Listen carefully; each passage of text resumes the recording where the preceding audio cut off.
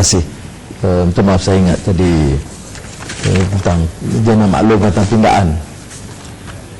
Okey, Ya, tunggu saya. terima kasih. Pertama, sebelum saya terus dengan perbahasan dalam undang-undang perhimpunan awam, saya buat satu teguran kesal tentang sikap kerajaan untuk menggesa diluluskan beberapa pindaan dalam undang-undang penting dalam tempoh yang sangat terbatas. Kita bahaskan dalam undang-undang perhimpunan aman pagi ini, lembaga hasil dalam negeri, undang pencen yang melibatkan pihak berkuasa termasuk berkuasa berkanun dan tempatan, dan undang-undang saaraan hakim yang menyentuhkan beberapa tunggak institusi negara dan aspek perlembagaan yang penting.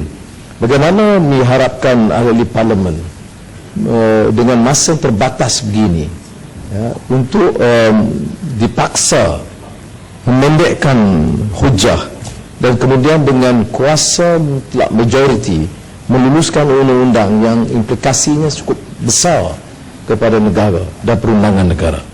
Jadi saya ingin bantah cara dan pengelolaan parlimen yang sedemikian rupa yang menghina proses demokrasi dan parlimen dan bertentangan dengan jaminan lunak yang diberikan berulang kali oleh Perdana Menteri bahawa parlimen dan hasrat dan kemudian demokrasi dipertahankan. Itu fungsi.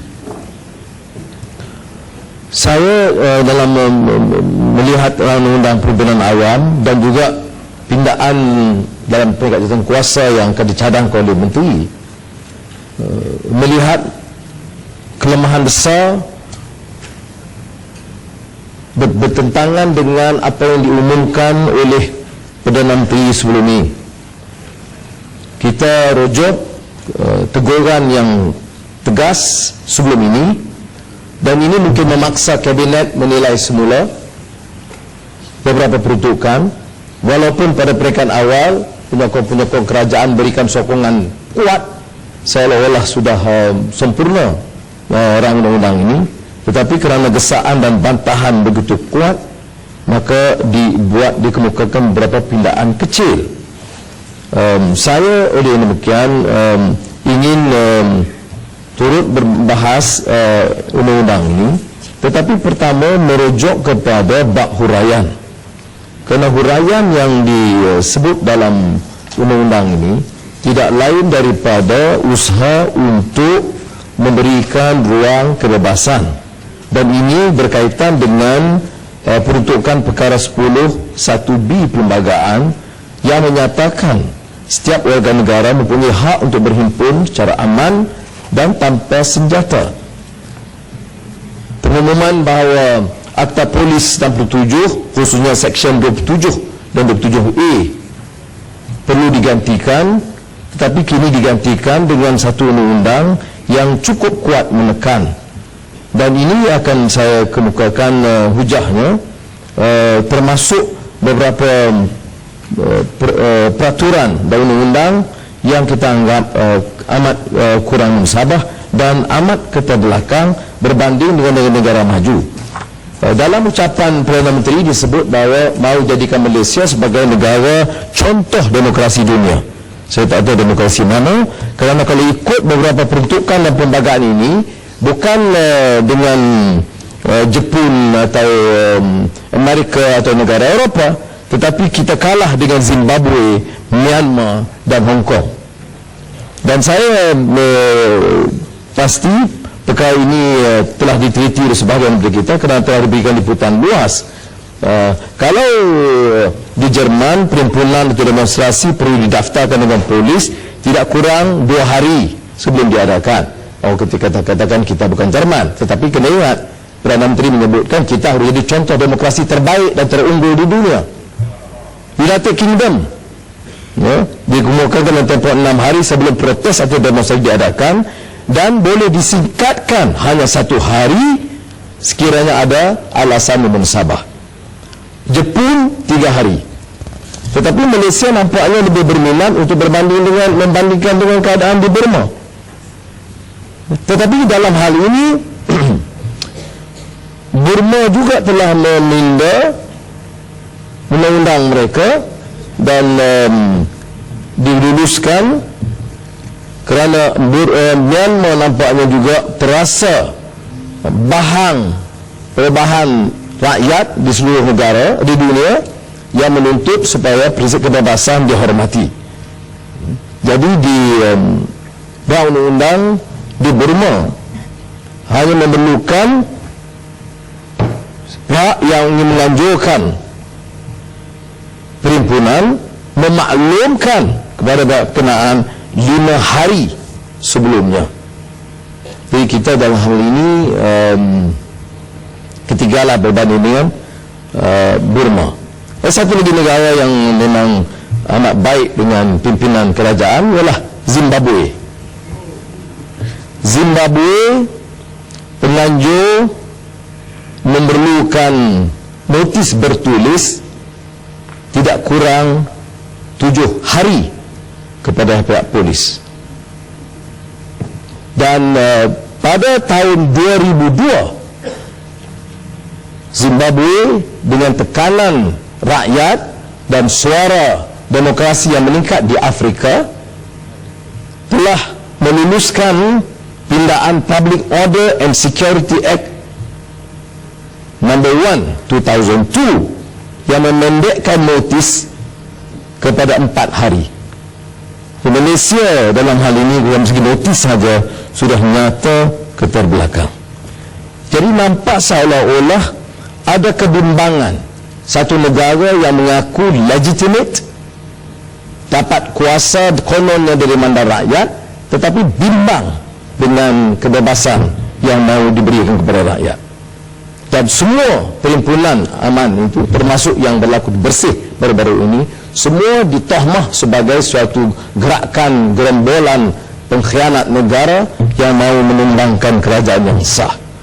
Mereka lupa sejarah sendiri tentang bagaimana almarhum Datuk On Jaafar pada Februari 46 mengetuai perarakan selama 15,000 orang untuk membantah penubuhan milenium yang mengabaikan kepentingan raja-raja Melayu dan orang-orang Melayu.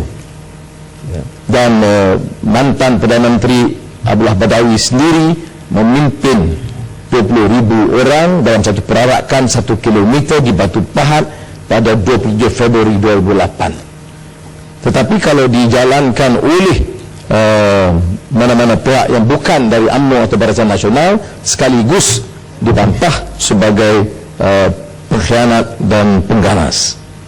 Sebab itu Majlis Peguam kerana prihatin mereka tentang permasalahan ini telah mengemukakan cadangan undang-undang yang sewajarnya diberikan penelitian oleh semua pihak di Dewan ini.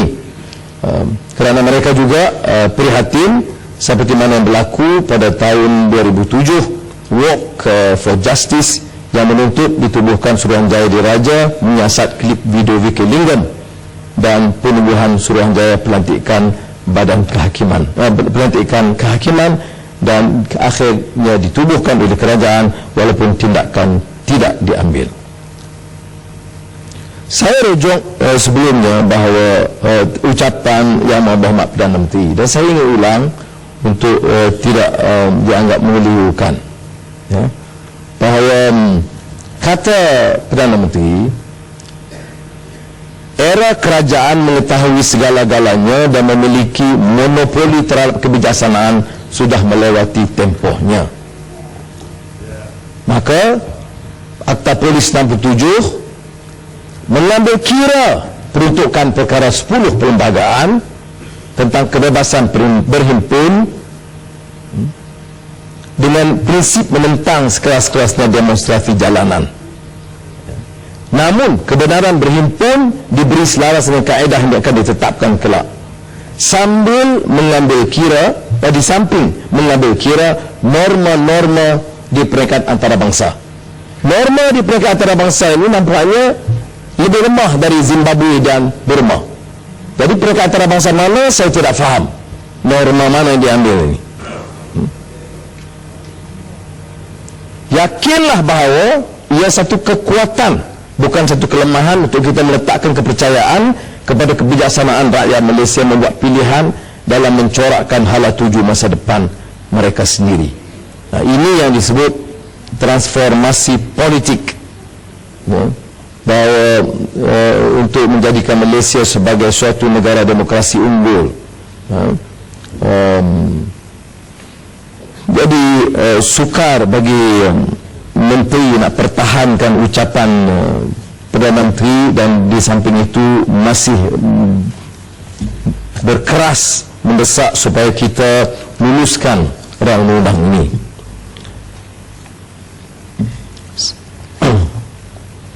Dan yang betul, saya ingin juga merujuk kepada draft rang undang Majlis Peguam supaya jangan ditohmah sebagai suatu rang undang tidak bertanggungjawab. Kalau di sini peraturannya, syaratnya, dendanya, notis kepada polis, semua diambil kira.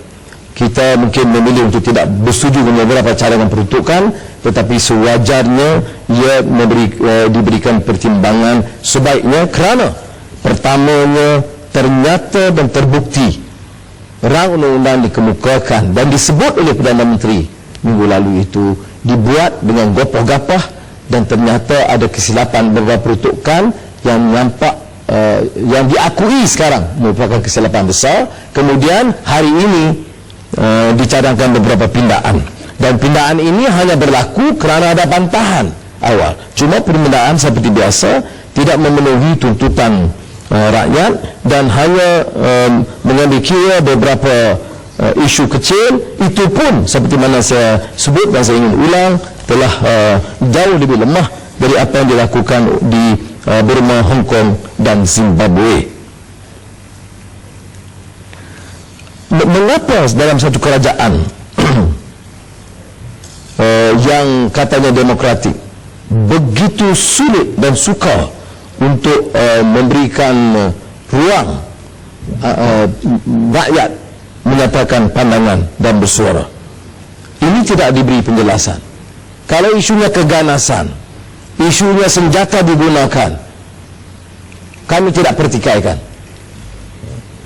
Tetapi untuk menggunakan undang-undang seperti yang disebut berulang kali oleh Menteri Dalam Negeri sebelum ini, Patriots Act, saya tidak pertahankan Patriots Act, tetapi Patriots Act tidak boleh digunakan sebagai hujah mempertahankan Akta Keselamatan Dalam Negeri, ataupun denial of the writ of habeas corpus, ataupun tahanan tanpa bicara, kerana itu diguna pakai bagi rakyat, bagi bukan rakyat Amerika.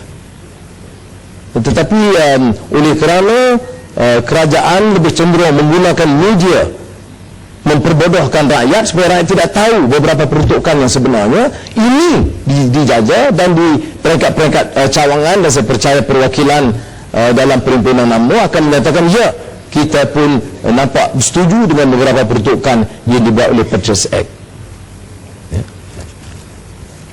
Negara-negara yang paling takut kepada perhimpunan aman ini adalah negara-negara kuku besi. Husni Mubarak, sekarang Bashar Assad. Negeri Turki semasa pemerintahan tentera paling ganas bertindak terhadap perhimpunan aman. Negeri Turki setelah proses demokrasi berjalan di bawah Perdana Menteri Tayyip Erdogan mengizinkan perhimpunan aman dan hanya menyekat kegiatan-kegiatan keganasan. Tunisia menyaksikan perubahan dan transformasi dalam masa singkat, membenarkan perhimpunan aman, menjalankan pilihan raya yang bebas dan adil. Maka saya percaya SPR bila hantar rombongan belajar dari Tunisia bagaimana nak jalankan perhimpunan aman dan menjalankan pilihan raya bebas dan adil tanpa penipuan dan menimbulkan kecurigaan pada mana-mana pihak.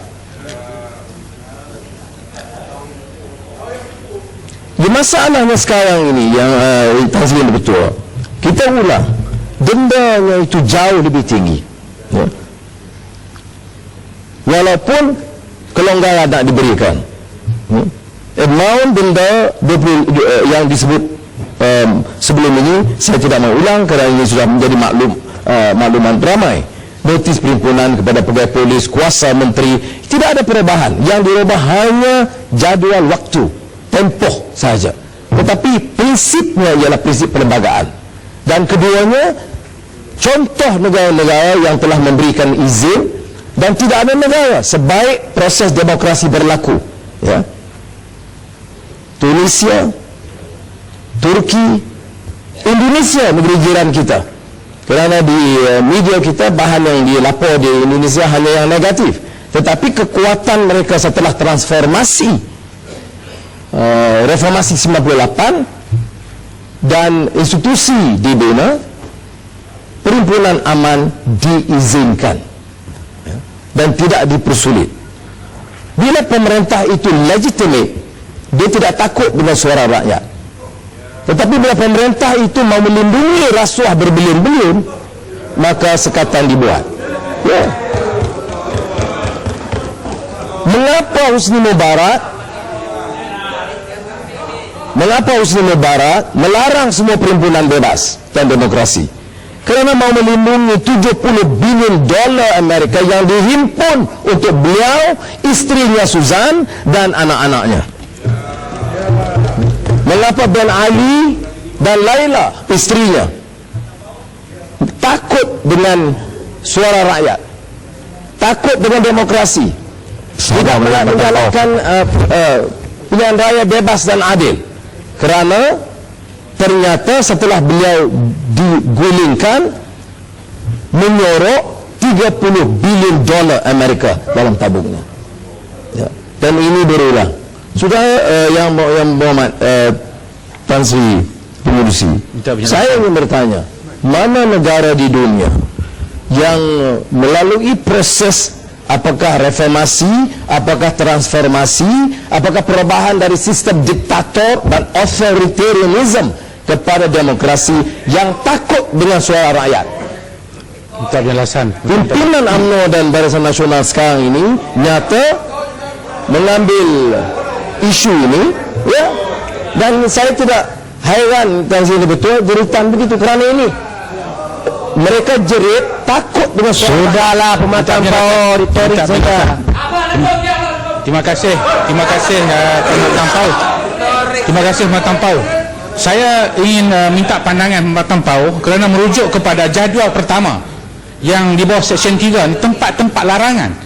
Disenaraikan tempat-tempat larangan ni: ampangan, takungan dan kawasan tadahan air, loji rawatan air, stesen penjana elektrik, stesen minyak, hospital, balai bomba, lapangan terbang, landasan kereta api, terminal pengangkutan awam darat, pelabuhan, terusan, limbungan, dermaga, jeti, jambatan, marina, tempat ibadat, tadika dan sekolah.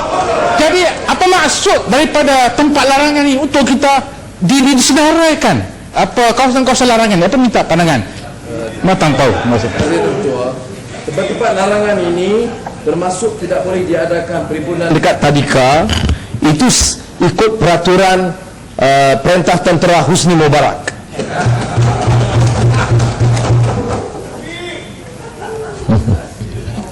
Tak lalu kan.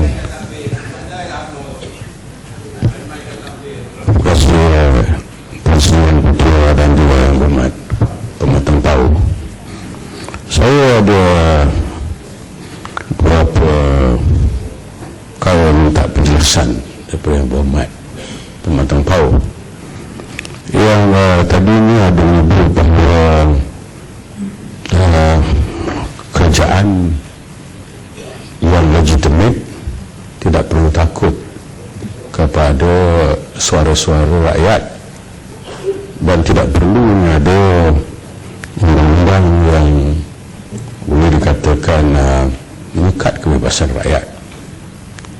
Melalui pengalaman kita punya sejarah dalam politik yang begitu lama yang kita lalui bersama, dan sejarah itu menjadi saksi yang tidak boleh kita ketepikan begitu saja. Saya ingin tanya kepada yang berhormat pematang pau, bagaimana apabila berlaku operasi lalang, tindakan ISA diambil kepada beberapa pemimpin, termasuk saya tidak saya sendiri juga diambil tindakan. Yang Muhammad mendiamkan diri dan menyokong. Muhammad tidak menunjukkan simpati kepada saya sebagai seorang yang ditahan. Walaupun yang Muhammad masa itu seorang pemimpin besar dalam negara.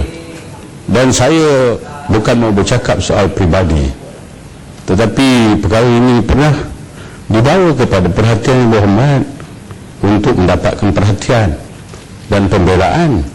Tetapi Muhammad tidak menunjukkan sikap itu. Itu satu. Yang kedua, apabila Muhammad memuji gerakan demokrasi, demonstrasi di Egypt, di Tunisia, di beberapa negara di Timur Tengah, memuji begitu tinggi sekali pujian diberikan kepada kumpulan-kumpulan yang menentang kerajaan. Saya minta masa sedikit untuk bertanya dengan Muhammad, apa sudah kejayaan yang dapat kita lihat daripada gerakan itu? Apa dia kejayaan yang berlaku kepada Egypt? Apa hasil yang dapat dinikmat oleh rakyat Iraq? Apa yang dinikmati oleh Tunisia? Melainkan kehancuran negara mereka. Yang untung ialah Yahudi Amerika. Inilah yang Muhammad sedar ke tidak? Adakah ini yang contoh yang kita nak gunakan di dalam negara kita ini? Yang Muhammad Ketua Pemuda Malaysia dahulu, kita berjuang untuk negara, bangsa, ya, dan agama kita.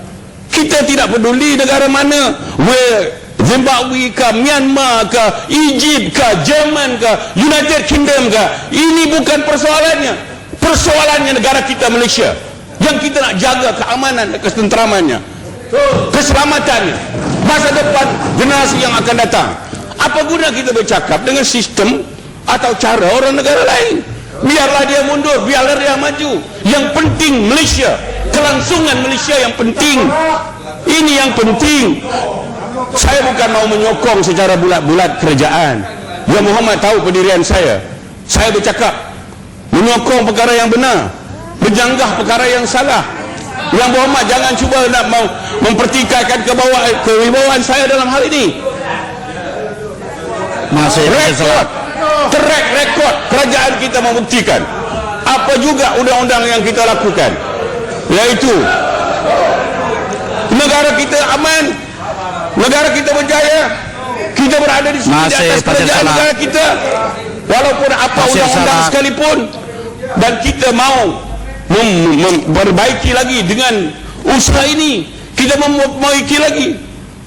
Kita berdoalah semoga usaha ini mendapat pertolongan dan keberkatan daripada Allah Subhanahu Wa Taala. Jangan dituduh itu dan tuduh ini. Yang membuat tuduhan seperti ini, yang berhormat, cukup, terima kasih panjang. Yang berhormat, ingin saya ingatkan kepada yang berhormat, kalau mencela janganlah terlampau panjang sangat, karena masa yang berhormat yang sedang berhujah itu akan berjalan. Tidak elok kalau yang berhormat. Terima kasih yang berhormat Tan Sri. Dan saya ingin ulas sedikit saja pandangan saudara yang berhormat pasal Salak. Saya tidak pertikai keikhlasan. Saya hanya nak hujah cara rasional, iaitu pertama, kalau operasi Lalang memang diketahui. Yang anehnya, ahli Parlimen Barisan Nasional, dia tak pernah berani tegur tindakan orang yang memutuskan operasi Lalang. Saya tak pernah dengar ahli Parlimen UMNO BN nak menegur bahawa Menteri Dalam Negeri dan Perdana Menteri pada masa itu adalah Tun Dr. Mahathir yang mengambil tindakan. Tak berani, ya. Jadi tidak konsisten, ya. Tetapi kalau pimpinan yang Muhammad terpaksa salah harus tahu, kalau kata tidak simpati tidak benar, karena umum mengetahui ramai yang tidak terlibat yang ditangkap untuk menyelamatkan Ketua Pemuda UMNO dan Ketua Pemuda MCA masa itu. Mengapa ini tidak disuarakan? Dan Muhammad pasal salah, saya untuk mengatakan tidak simpati tidak benar, ya.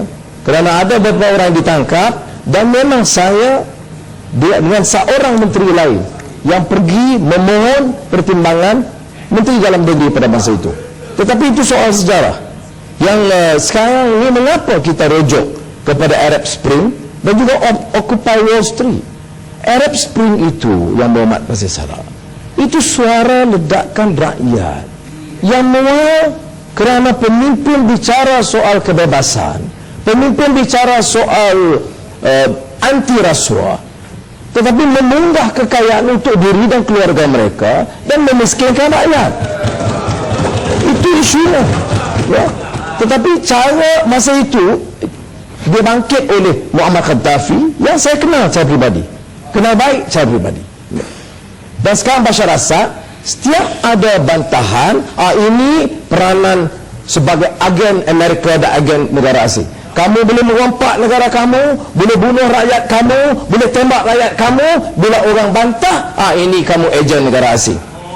Ini kita dengar juga suara-suara seperti ini begini, ya, melindungi stench of corruption and a crime in your own backyard dengan izin. Saya nak habis itu saja sekejap. Betul yang Muhammad boleh sambung. Jadi saya tidak mau mengatakan bahawa Malaysia harus semuanya pilih pengalaman Arab Spring. Jadi yang Muhammad pasti salah. Tepat kalau mengatakan jangan kita cedok semua. Tetapi soalnya jangan kita juga menghina dan memperkecilkan usaha mereka. Tan Sri betul, bila kita merdeka yang dijanjikan apa oleh Tunku Abdul Rahman dalam peristiharan kemerdekaan? Kebebasan dan keadilan rakyat. Ini lebih termaktub dalam perlembagaan yang diterima oleh semua parti pada ketika itu. Bukan perlembagaan yang dipindah dan dirusakkan dan mengikut istilah Bung Karno dilacurkan kerana perubahan-perubahan ini, ya. Tetapi perlembagaan asal yang meletakkan kemurnian prinsip-prinsip keluaran undang-undang keadilan ini terbela bagi semua rakyat di negara ini. Sebab itu Tunku Abdul Rahman mendapat mandat. Bagaimana boleh kita katakan bahawa orang yang menuntut kebebasan di dunia Arab itu tidak ada asas atau apa yang mereka perolehi? Beri ruang yang Muhammad. Banding, saya nak bagi contoh.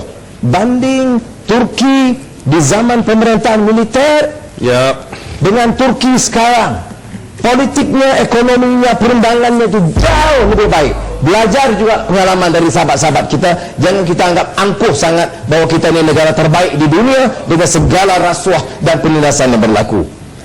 Saya merujuk dia kepada Occupy Wall Street. Sama sentimennya. Itu iaitu bila golongan penguasa, pemodal, kontrol semua, bank, insurans, kewangan, khazanah, mereka kontrol semua. Gaji mereka naik 100 kali ganda. Gaji rakyat, gaji minimum pun tidak diberikan. Maka suara rakyat bangkit. Ini yang nak kita halang. Ini yang nak kita halang. Jadi apa yang kita bangkitkan dalam rang undang-undang perhimpunan aman ini, Tan Sri, ialah untuk mengembalikan hak ini. Kita tak mengatakan bahawa tidak harus ada undang-undang, tidak ada harus peraturan, jangan ditarik semua kuasa polis, tidak ada. Tetapi yang kita katakan undang-undang itu jangan jauh lebih menekan daripada Seksyen 27 yang dibangkitkan. Perkara ini juga bukan perkara baru. Jatuh kuasa Suruhanjaya Tun Zaidin membangkitkan isu ini sejak tahun 2002, tidak ada pelaksanaan. Jadi seolah-olah perkara ini dianggap satu perkara baru. Perkara ini dituntut jauh lama sebelum Arab Spring. Jadi jangan dibangkitkan Arab Spring. Saya hanya bangkitkan sebagai contoh negara yang paling takut kepada demokrasi. Pemimpin yang paling takut pada suara rakyat adalah pemimpin yang melindungi rasuah dan kezaliman mereka. Syalam kepada ya. Terima kasih Yang Berhormat Pematang Pauh. Terima kasih Tan Sri. Saya rasa apa yang dizahirkan oleh Yang Berhormat Pasir Salak ini menggambarkan kepada kita percanggahan pemikiran, ya, yang wujud di dalam pentadbiran Barisan Nasional, ya. Pada satu ketika ada pemimpin yang kata nak lakukan transformasi, ya. Tetapi ada pada ketika yang sama pemikiran-pemikiran yang masih begitu berkuasa di dalam Barisan Nasional dan UMNO khususnya, yang menganggap bahawa persoalan transformasi ini adalah satu perkara yang tidak relevan sama sekali, dan mereka terus mempertahankan cara kepimpinan pemerintahan dan pentadbiran yang ingin mendindas rakyat dan mengungkung kebebasan rakyat. Mereka tidak memahami mereka tidak memahami bahawa kebebasan bersuara adalah satu perkara yang sepatutnya dipertahankan oleh sebuah kerajaan yang dipilih oleh rakyat. Ya, adakah saya nak tanya Yang Berhormat Perkhidmatan PAU, adakah ini merupakan satu bukti bahawa ucapan Perdana Menteri berhubung dengan transformasi dan sebagainya itu semua retorik semata-mata? Ya, dan orang yang cakap pasal retorik bukan daripada Pakatan Rakyat, tetapi yang bercakap pasal retorik adalah pemimpin-pemimpin Barisan Nasional yang pada masa yang sama terus ingin mempertahankan budaya politik yang rakus yang selama ini telah membendung dan mengungkung rakyat di negara kita. Yang Berhormat Perkhidmatan PAU. Terima kasih. Boleh sekali. Jawab dulu. Terima kasih Ketua. Sebab itu saya rujuk kedua-duanya. Pertama, ucapan peristiaraan perlembagaan yang dibuat oleh Yang Teramat Mulia Tunku Abdul Rahman Putra Al-Haj tentang hak asasi dan kebebasan sekalian rakyat untuk memajukan persekutuan tanah Melayu dengan aman dan damai. Ini jaminan awal tahun 1957. Kemudian saya ulang ucapan Perdana Menteri 15 September tahun ini yang menyatakan bahawa mahu jadikan Malaysia negara demokrasi contoh, transformasi politik, kerajaan jangan monopoli, kata dia pandai saja, dengar juga rakyat. Tetapi bila tengok rang undang-undang ini lebih teruk daripada Seksyen 27 yang diadakan dulu. Ini kedua-duanya kalau kita rujuk kepada cadangan Majlis Peguam, dan contoh saya berikan tadi, bukan saja negara-negara maju tetapi juga apa alasan Malaysia yang nampak nak lebih persulitkan perhimpunan aman. Apa alasan dia? Saya tak masuk akal, Tan Sri, untuk lebih sulit daripada Zimbabwe dengan Burma. Tan Sri ada Ketua, Muhammad bertanya, mengapa disulitkan? Kita tidak akan menyulitkan kalau aman. Yang masalahnya yang kita nak bagi perhatian supaya mengelakkan daripada tidak aman. Dan kini kita lihat banyak demonstrasi, banyak tunjuk perasaan daripada aman menjadi tidak aman. Yang Berhormat sendiri di Universiti Melaya pecah tingkap, pecah cermin, naik chancellor. Yang Berhormat jangan nak lari ni. Yang Berhormat has the potential, dengan izin, and the capacity to break everything. Ini timbalan PKR pun sudah warning nak pecah pintu apa? Pintu penjara. Ini apa ini? Tan Sri Speaker, saya minta izin daripada Perkhidmatan PAU. Ini masalahnya Pasir Salak dengan pekan ni tak faham bahasa Malaysia. Yang saya sebut bukan saya nak runtuhkan tembok tu secara fizikal.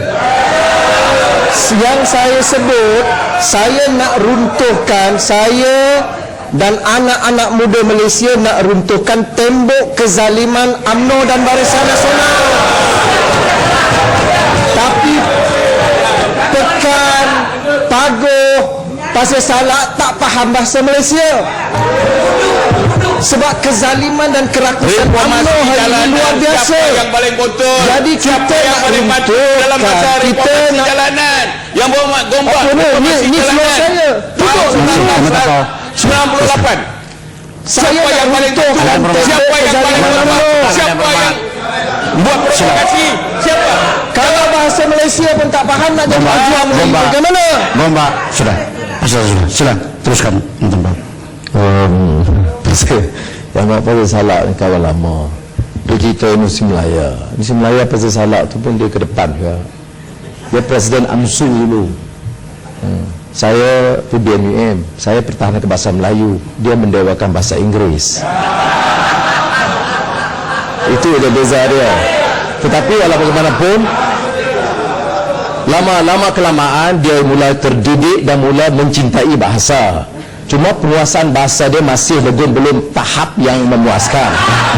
Maka sebab itu bila kita kata kita akan robohkan tembok kezaliman, dia rasa kita pergi parang pecahkan. Itu biasalah. Jadi saya nak sebut bahasa Melayu ini kuat dan dengan ibarat dan ya sentuhan yang halus untuk menggambarkan keadaan sebenarnya, ya. Tetapi tidaklah seperti mana retorik demokrasi terulung di dunia lebih teruk daripada Zimbabwe. Itu beza.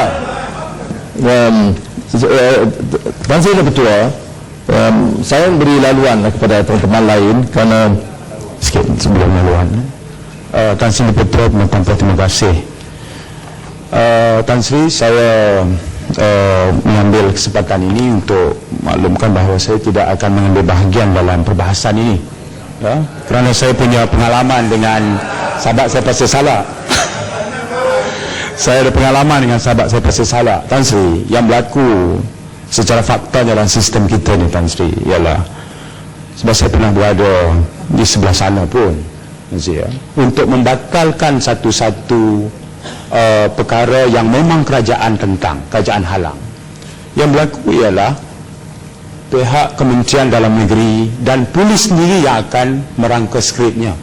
Saya ambil contoh macam dalam upset tu, yang panggil saya dan Pasir Salak timbalan Menteri Dalam Negeri, yang hadir ialah pegawai-pegawai tinggi polis. Mesejnya mudah, gagalkan himpunan upset, kan? Di mana rata-rata sebahagian waktu saya belum kenal lagi. Waktu itu gagalkan, by hook or by crook. Nah, ini duit, ambil. Timbalan Menteri bagi duit. Menteri, ya. Yang kedua, belum. Saya tak ambil. No, not me. Oh, rahsia pecah. Not me. Belum bagi saya ambil. Yang pertama. Yang kedua, Tan Sri, dalam mesyuarat di dalam bilik timbalan Menteri Dalam Negeri, pegawai-pegawai tinggi polis ada. Skripnya ialah pemuda UMNO akan dibantu oleh abang-abang pemuda UMNO lama-lama rempuh hotel. Arahannya. Kemudian beberapa di kalangan kamu akan ditangkap. Tapi jangan risau, peserta himpunan akan dimasukkan di balai polis dekat Stadium Merdeka. Kamu akan dibawa ke balai polis Langwangi, tapi kamu akan dilayan dengan baik. Itu berlaku, ya. Sebab itu yang dibawa yang ditangkap saya, Pasir Salak tak kena, ya. Yang didenda 1,500 saya. Kenapa saya? Ketua Pemuda UMNO berada di Accra, Ghana bersama Perdana Menteri Tun Dr. Mahathir. Kemudian apa?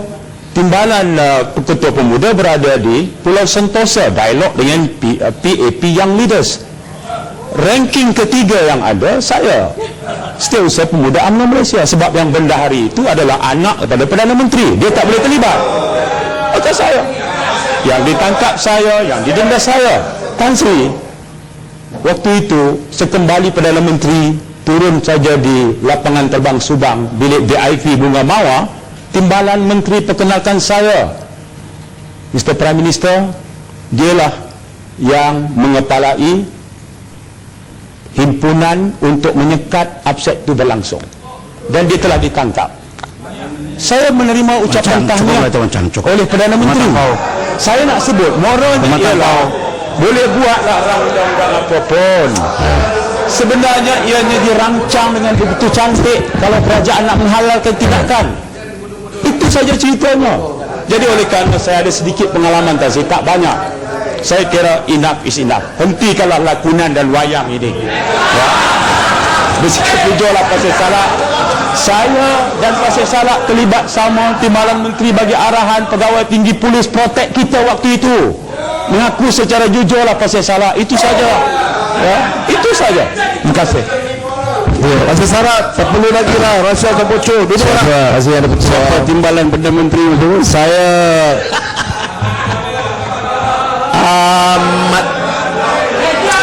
Ahli-ahli yang berhormat, sudahlah itu ahli yang berhormat. siapa timbalan Perdana Menteri Ahli itu? yang berhormat, kita ahli yang berhormat. Ahli yang berhormat, kita ada Siapa timbalan Perdana Menteri?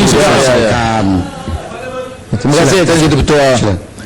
Saya hanya rasa cukup terkesan dengan luahan perasaan yang bermacam-macam.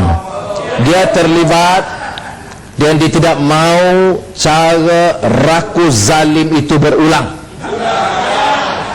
Ada kawan-kawan lain terlibat, mau bukan saja berulang, lebih keras lagi. Yang Muhammad pasal salah, sudahlah. Itu yang disebut oleh Yang Muhammad Macang. Saya pun diberi maklum lepas itu tentang apa yang berlaku.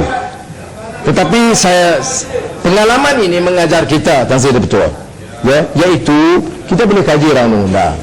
Tetapi jangan kita anggap ini hanya pernah berlaku dulu, kelemahan-kelemahan tidak harus diperbaiki. Ya. Saya tidak mengatakan semua undang-undang yang dulu itu punya cacatnya, ada kelemahannya. Keadaan rakyat pun kian matang. Merdeka lebih dari setengah abad. Jadi kita di Dewan ini dari pelbagai parti harus menerima kenyataan kita anak merdeka dengan jasa dan undang-undang yang lalu. Sebab itu saya walaupun dicerca kawan-kawan belah sana, dasar ekonomi baru, saya tidak pernah pertikai hasrat mulia peringkat awal. Akta Keselamatan Dalam Negeri peringkat awal tak kala kita berlawan dengan bil komunis militan, saya tidak pertikai. Tetapi dunia berubah, rakyat kian matang, komunis militan tidak ada lagi. UMNO mengundang Parti Komunis Cina sebagai pemerhati dalam kongres dia. Kemudian kita diminta supaya mengekalkan cara undang-undang kejam dengan tujuan mengada-ngadakan masalah. Ya. Padahal yang disebut oleh Macang tentang upset itu dulu. Tetapi kalau kita lihat di Pulau Pinang, gerombolan yang mingguan berhimpun menentang ketua menteri itu juga diberi layanan oleh sebahagian dari pasukan polis. Jadi ini yang kita mau hentikan. Boleh diadakan perhimpunan cara aman, tetapi janganlah menggunakan sekatan seperti mana dibuat. Dan ini saya rumuskan, ya. Pertama, undang-undang ini bertentangan dengan perkara 10 Perlembagaan Persekutuan. The spirit of that provision, Tan Sri Yang Betul, kerana semangat perlembagaan 1957 yang kini harus kita hayati dengan kematangan rakyat. Kemudian pasal 9 notis perhimpunan, saya sudah sebut tadi, kita boleh pilih untuk menjadi demokrasi yang matang atau demokrasi ala Burma dan Zimbabwe. Yang ketiga, pasal yang menyentuh soal denda yang juga telah disentuh sebelum ini, yang tidak diambil kira oleh kabinet dan menteri dalam mengemukakan pindaan. Saya juga telah teliti undang-undang yang dicadangkan oleh Majlis Peguam, yang saya percaya cukup teliti mengambil kira pandangan kerajaan dan pandangan Pakatan Rakyat, dan kita harus teliti. Dan oleh yang demikian, saya cadangkan supaya sebaiknya menteri gunakan majlis ini, tarik balik undang-undang ini, dan sebaiknya kemukakan dalam tempoh yang singkat untuk dikaji dan diteliti oleh jawatankuasa khas Parlimen, meneliti dan kemukakan balik. Berikan satu contoh dalam memperkenalkan undang-undang yang begini penting, rundinglah. Militeri junta Myanmar sendiri pun sekarang mula berunding dengan Aung San Suu Kyi. Ya.